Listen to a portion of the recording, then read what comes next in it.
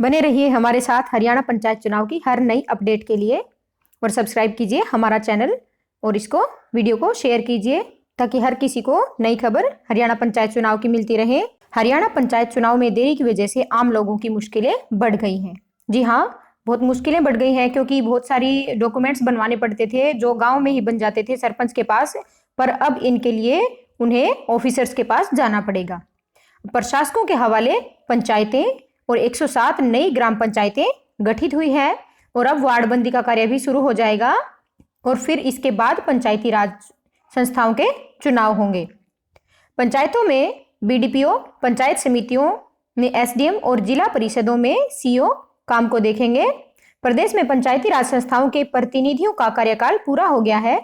इसके चुनाव पिछली बार की तरह इस बार भी देरी से होने की संभावना है और ये चुनाव 24 फरवरी से पहले सब कुछ इसका कंप्लीट हो जाना चाहिए था। चुनाव का सब काम, रिजल्ट भी आ जाना चाहिए था और नई सरकार बन जानी चाहिए थी, पर ये नहीं बन पाई है और इस वजह से 24 फरवरी से ही पंचायत का जो सरपंचों का जो अधिकार था वो उनसे लेकर ऑफिसर्स को उनका अधिकार दे दिया गया है और इस संबंध में क्षेत्र के बीडीपीओ ने चार्ज ले लिया है 24 तारीख से।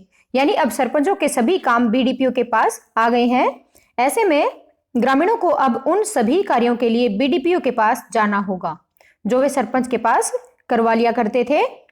इसके अलावा विकास कार्यों की प्लानिंग से लेकर पैसे जारी करने तक का अधिकार भी बीडीपीओ के पास आ गया है। वहीं प्रदेश में 107 नई पंचायत भी गठित हो गई हैं और इसकी अधिसूचना जारी हो गई है। जी हाँ, प्रदेश में 107 नई पंचायतों का गठन हो गया है और इसकी अधिसूचना भी जारी हो गई है। अब इसकी वार्डबंदी होगी।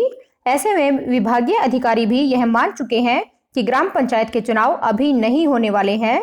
इसलिए ही सरकार ने 15 दिन पहले पंचायतों में बीडीपीओ, पंचायत समितियों में एसडीएम और जिला परिषदों में सीओ के प्रशासक नियुक्त करने के आदेश जारी किए थे।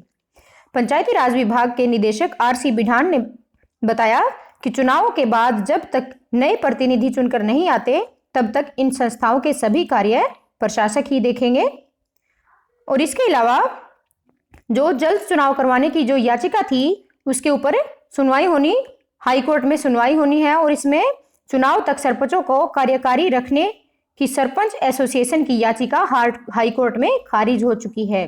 उन्होंने कहा था कि जो प्रधानमंत्री से लेकर नीचे तक हर लेवल तक अधिकार उन्हीं के पास रहते हैं जब तक नया कोई कैंडिडेट चुनकर नहीं आ जाता उसी पद पर इनकी याचिका को हाई कोर्ट ने खारिज कर दिया है। अब एसोसिएशन जल्द ही चुनाव करने के लिए हाई कोर्ट में डबल बेंच में याचिका दायर कर चुका है और एसोसिएशन के प्रदेशाध्यक्ष सोमेश का कहना है कि गुरुवार को हाई कोर्ट में सुनवाई है। उन्होंने बताया कि पिछली बार 6 माह देरी से चुनाव हुए हैं पर सभी प्रकार के प्रमाण पत्र आदि पर मुहर लगाने का अधिकार सरपंचों को दिया गया था। इस बार ऐसा नहीं है और इस बार सारे के सारे अधिकार सरपंचों से लेकर अधिकारियों को दे दिए गए हैं। और एक और नई खबर पंचायत चुनाव से जुड़ी हुई, देखिए एक नई खबर है, तस्दीक नंबरदार करेंगे और काम बीडीपीओ करेंगे। अब जो भी कार्य हैं वो कौन कौन करेंगे, देखिए जन्म, मृत्यु व रिहायशी प्रमाण पत्र कैसे बनेंगे, इसमें संबंधित ग्राम पंचायत के बीडीपीओ बनाएंगे। इसके लिए गांव के नंबरदार से तस्दीक करवानी होगी और साथ ही शपथ पत्र देना होगा। जाति प्रमाण पत्र, आय प्रमाण पत्र कैसे बनाए जाएंगे, यह नंबरदार की तस्दीक से बनेंगे, वेरीफाई बीडीपीओ ही करेंगे। बुढ़ापा पेंशन कैसे बनेगी, नंबरदार तस्दीक करेंगे और बीडीपीओ आगे की कार्यवाही करेंगे। आवेदन बीडीपीओ के पास ही करना होगा। गांव के विकास कार्य कैसे होंगे, इससे संबंधित भी सूचना है कि विकास संबंधी आवेदन कहां से दे सकेंगे।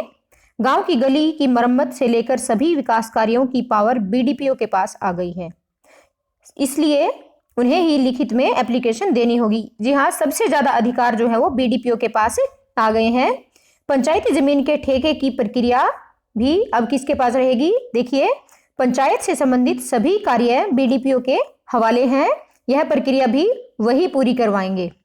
अब जो पंचायत से संबंधित जो भी कार्य है उसमें सब कार्य लगभग हर कार्य बीडीपीओ के पास आ गया है और वो नंबरदार और बीडीपीओ दोनों के पास ही जाना पड़ेगा आवेदन के लिए लोगों को और वही इनका कार्य करेंगे। अब मैं आपको बताने वाली हूँ कि सबसे ज्यादा पंचायतें कहाँ बनी हैं, जो नई पंचायतें गठित हुई हैं। इनमें से सबसे ज्यादा पंचायतें 18 पंचायतें यमुनानगर में बढ़ी हैं, और करनाल में 12, कुरुक्षेत्र में 11, नूह में 8, भिवानी, पंचकुला, रेवाड़ी में 7, रोहतक, सोनीपत, गुड़गांव और महेंद्रगढ़ में 4 पंचायतों का गठन हुआ है। फरीदाबाद, अंबाला, सिरसा, पानीपत, फतेहाबाद में 3, पलवल में 2 और चरखी दादरी, हिसार, कैथल, जींद में 1 नई ग्राम पंचायतें बनाई गई हैं। ये थी आज की नई अपडेट। और सरपंच चुनाव से जुड़ी हुई कोई भी नई अपडेट अगर आप चाहते हैं तो हमारे चैनल को सब्सक्राइब कीजिए, ताकि कोई भी नई सूचना जैसे ही आती है तभी हम आपको इन सूचनाओं से अवगत करवा देते हैं। और आप हमारी वीडियो को इतना लाइक करते हैं, शेयर करते हैं और सब्सक्राइब किया आपने चैनल, इसके लिए आपका बहुत बहुत धन्यवाद।